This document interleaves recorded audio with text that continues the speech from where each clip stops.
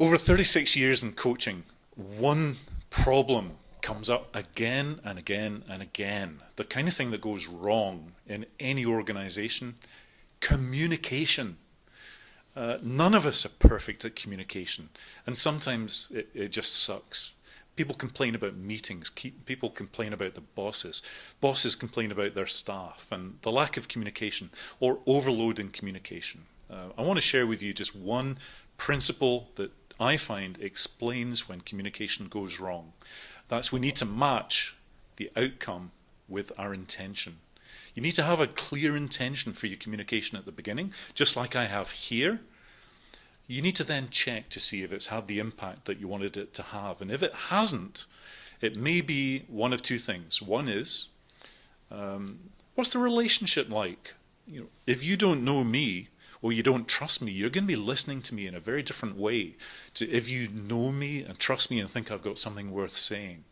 So you already, if there's a problem in the relationship, that's going to cause problems in the communication, and you might need to go back and do something about the relationship before you try and get the outcome you're looking for.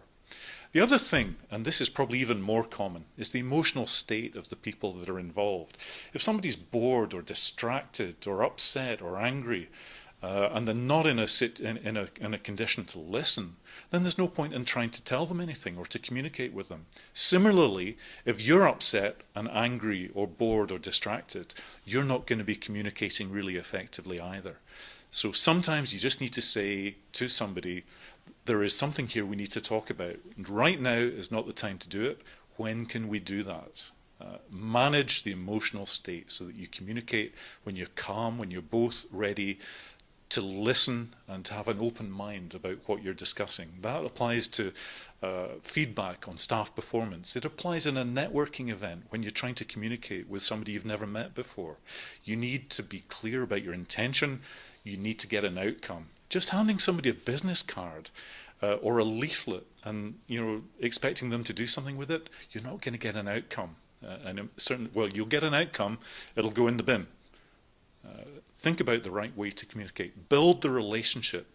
And that's why our business is called Business Connector. Build quality relationships with people. Create the right environment so that people are in a really good emotional state for communicating, and then great things are going to happen.